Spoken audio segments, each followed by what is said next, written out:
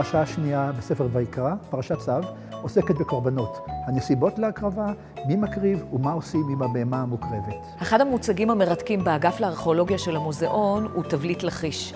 תבליט שמתאר את הכיבוש של לכיש בידיו של סנחריב, שהיה מלך אשור בשנת 701 לפני הספירה.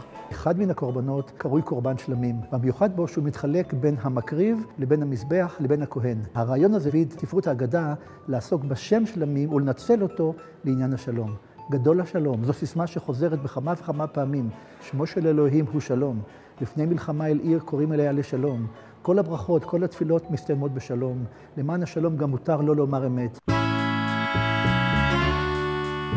התבליט נמצא בארמונו של מלך אשור בנינווה, העיר מוסול היום. התבליט מתאר לפרטי פרטים כסיפור כרונולוגי משמאל לימין. אפשר לראות את תיאורי הקרב הקשים עם הלוחמים, עם כלי הנשק, עם הקשתים, עם הבליסטראות, הכאוס וההמולה והרעש של המלחמה.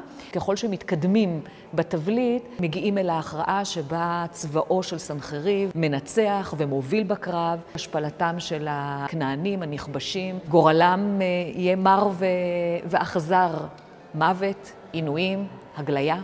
ואחד מסוגי השלום, שהוא חשוב מאוד בעיני ספרות ההגדה, הוא שלום הבית. ולמענו גם מותר לעשות מעשים הגובלים כמעט באלימות. המדרש מספר על אישה ששהתה לחזור מבית הכנסת בערב שבת, ובעלה שכבר היה בבית זעם מאוד, והודיע לה שלא תמשיך לחיות איתו, אלא אם כן תלך לבית המדרש, ותירק בפרצופו של הדרשן שבגללו היא התעכבה.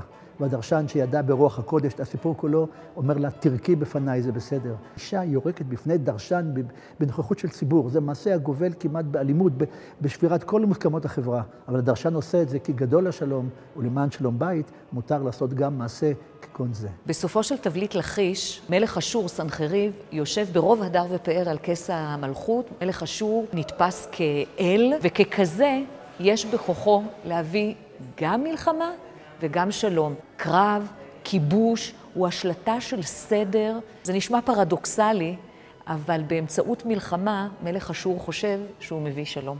כדי להביא שלום, מותר גם לעשות מעשים הגובלים ממש באלימות, כי כאמור, גדול השלום.